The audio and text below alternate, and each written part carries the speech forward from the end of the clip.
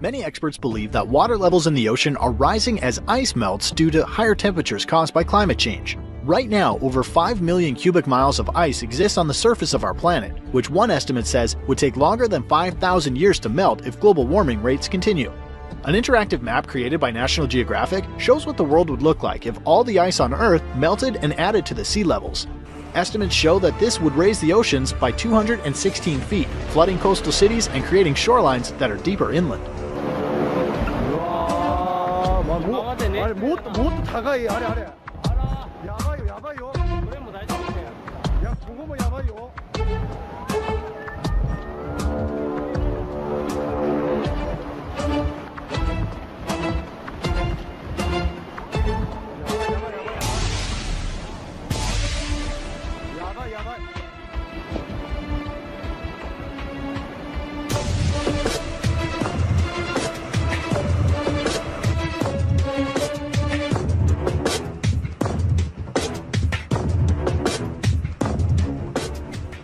The east coast of North America, including all of Florida, would be underwater, along with the west coast cities of Los Angeles and San Diego, California.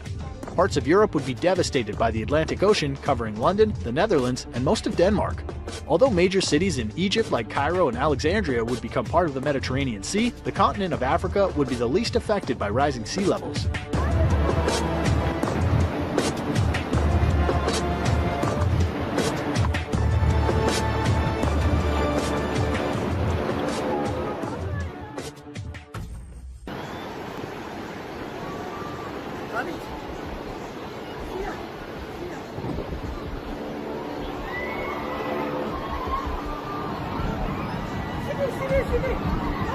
Look at it. You should come see.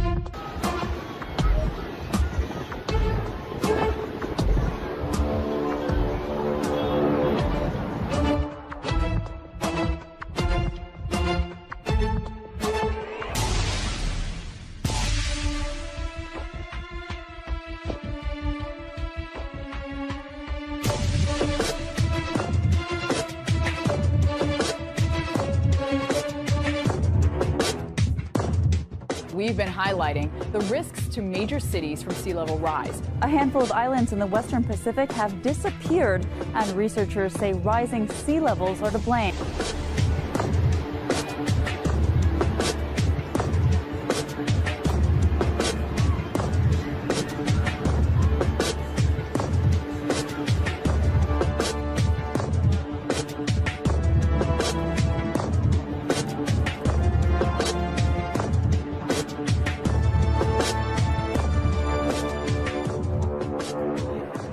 California could be in major trouble because of climate change. In some cases, landlocked regions could eventually have beaches. An updated government report says in one severe scenario, sea levels could rise by 10 feet over the next century. That could mean tens of thousands of homes and businesses lost, as well as power plants, water treatment facilities, and hundreds of miles of roadways in the coastal state. The culprit in the study, it says loosely regulated greenhouse gas emissions.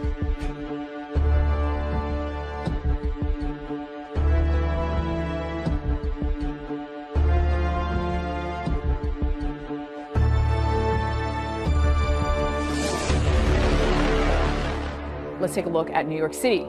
Here's the sea level rise of 1, 3, 5, and 8 feet, and how that could impact the city. We're talking about the airports underwater, inundating those airports. Hurricane Sandy, of course, in 2012 was a turning point, and the storm highlighted New York City's vulnerabilities to coastal storms and rising seas. Thousands of buildings were damaged. Individual property values across the 5 boroughs dipped nearly $20,000 after Sandy.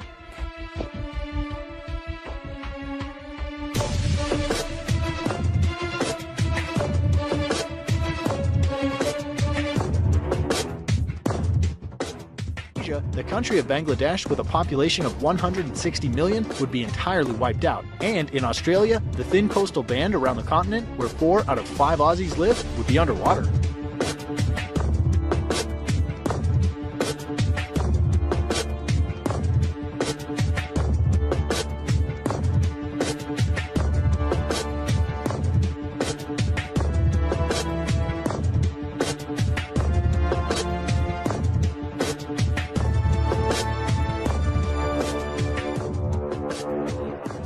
Fossil fuels are causing ice sheets in Greenland and Antarctica to melt at increasingly faster rates. The report says when ice melts in Antarctica, sea levels near California could rise more than the rest of the world. Sea levels have been rising for thousands of years, but starting in 2050, that rate could be 30 to 40 times faster than what we've seen over the past century.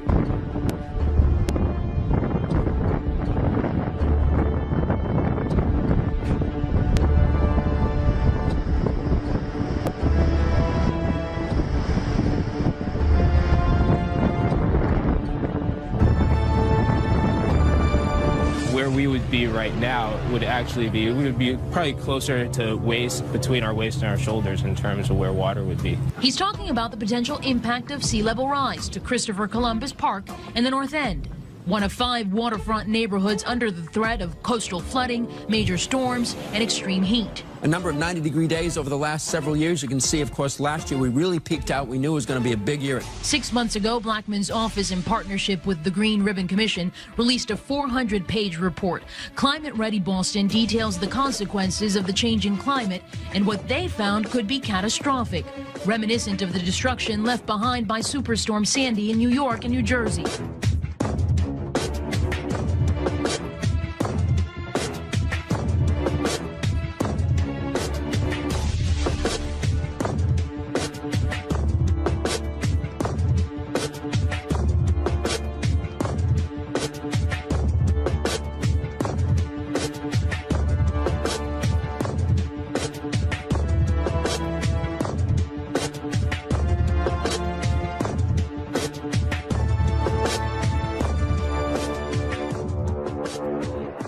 Earth's rising seas are some of the most visible signs of our warming planet. Over the last 20 years, NASA's satellites, airborne missions, and field campaigns have shown a steady rise in global sea levels as the world's polar ice sheets melt. Here to tell us more about this is Dr. Tom Wagner from NASA's Goddard Space Flight Center. Start by telling us, you have some new images. What do these new images show us about sea level rise?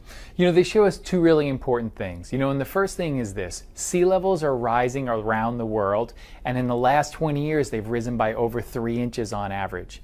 And we know this number really well. It's actually recorded by a number of different satellites that go over the Earth and bounce radar signals off the ocean to determine its height. The other amazing thing, though, is that the ocean has topography. You can almost think of it like a mountain range with peaks and valleys. And the coast of California, in this case, actually is a little bit of a valley right now. And this is caused by a combination of wind and ocean currents.